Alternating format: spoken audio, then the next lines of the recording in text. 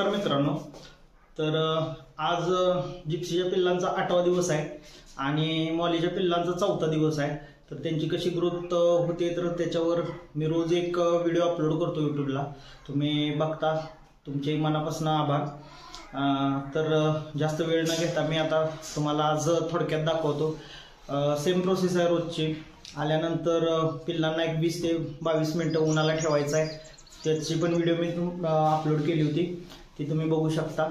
आणि त्यानंतर पिल्लांना आईचं दूध द्यायचं आहे, दूध पाजायचं आहे। त्याच्यानंतर जर रूम थोडी घाण झाली असली तर फिनेलनं साफ करून घ्यायचे आणि ओल्या फडक्यानं पिल्लांना पुसायचं आहे, त्यांना धुवायचं नाहीये। आणि तर बघू शकता, तर आपण बघूया। जिप्सीच्या पिल्लांचा आज 8वा दिवस आहे। पिल्लांची ग्रोथ खूप सुंदर होत चाललेली आहे आणि पिल्लं दूध पित आहेत। शक्यतो आपल्याला काय करायचे, जे पिल्लू लहान असेल ते मागच्या बाजूला लावायचे, पायाच्या बाजूला, तिथं दूध जरा जास्त असते। तुम्ही बघू शकता, खूप सुंदर अशी पिल्लं झालेली आहेत। ग्रोथ त्यांची खूप सुंदर आहे आणि पहिले 10-15 दिवस 20 दिवसापर्यंत आपल्याला आईचंच दूध द्यायचं आहे, दुसरं काही द्यायचं नाही आपल्याला। फिमेलला दूध हवं आहे, तिला डाएट तसा द्यावा लागतो।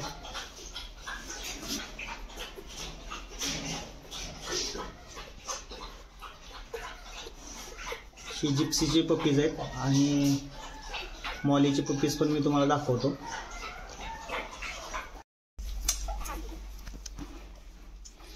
तर ही मॉलीची पप्पीज आहेत, हे 4 दिवसाचे झालेत, हे सुद्धा दूध पित आहेत। तर ह्यांना आत्ताच पुसून घेतलेलं आहे आणि माशा होऊ नये म्हणून थोडं फिनेलचं ओलं फडकं करून पुसून घ्यायचं आहे सतत आपल्याला, म्हणजे कोणत्याही प्रकारची माशी येत नाही। तुम्ही बघू शकता, आता इथं माशा येत आहेत, तरीसुद्धा मी पुसले आत्ताच। तर हे ब्लॅक कलरचे पप्पीज आहेत लॅब्राडोरचे। ही मॉली आहे, जिप्सीचीच मुलगी आहे, ही होम ब्रीडिंगचीच आहे माझी। हिचा फादर जॅक आहे आणि आई जिप्सी आहे। आणि ह्या पिल्लांचा फादर मिस्टर रेंजर आहे, तो चॉकलेट कलरचा बेट केलेला आहे मी, त्यामुळे हे ब्लॅक कलरचेच पप्पीज आलेत त्याच्यातून। त्याचे फोटो मी दाखवतो तुम्हाला। तर हा रेंजर आहे, हा चॉकलेट कलरचा आहे। ठीक आहे, तो एका प्रायव्हेट पार्टीच्या घरी आहे, त्यामुळे मी तुम्हाला आत्ता दाखवू शकत नाही त्याला।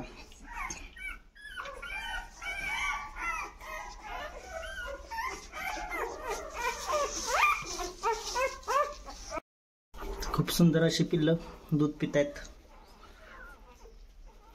ब्लॅक कलरचे पप्पीज आहेत, यात 6 फिमेल आणि 3 मेल आहेत। हे 4 दिवसाचे पप्पीज आहेत। तर आजची व्हिडिओ इथंच थांबवतो।